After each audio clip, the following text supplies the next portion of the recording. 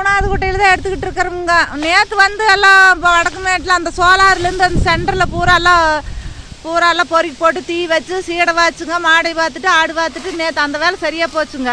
இன்றைக்கி வந்து வருங்க சோளக்காடு ஒருத்தர் தண்ணி ஏற்றுறாருங்க. அந்த அண்ணன் சோளக்காடு தண்ணி ஏற்றுறாங்க. நாங்கள் 4 பேர் மட்டை எடுத்துக்கிட்டு இருக்கிறோங்க. இங்கே வருங்க ஒவ்வொரு மட்டை இப்படி அந்த ரொம்ப தொங்குறது எல்லாம் காஞ்ச மட்டை அந்த பண்ணாடையெல்லாம் உருவறனால தான் இங்கே லேட் ஆகுது. சும்மா கீழே கிடக்கிற மட்டையாக இருந்ததுன்னா மடமடன்னு எடுத்து போட்டு போயிடுவோங்க. ஆனால் நேற்றுக்கு வந்து அந்த மாடு காது தைக்கலாம்னா ஞாயிற்றுக்கிழமை அன்றைக்கி அது தைச்சா நிற்காதுன்ட்டாங்க. அதனால அதுக்கு சிஞ்சர் வச்சு மஞ்சள் பொடியெல்லாம் வச்சு பிடிக்காத அளவுக்கு பண்ணிகிட்டு இருக்குங்க. மாடுகள்லாம் இங்கே கொண்டாந்துட்டாங்க.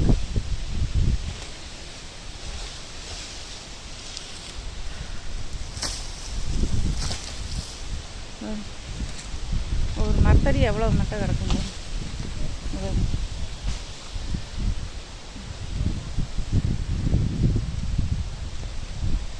சல்லை வந்து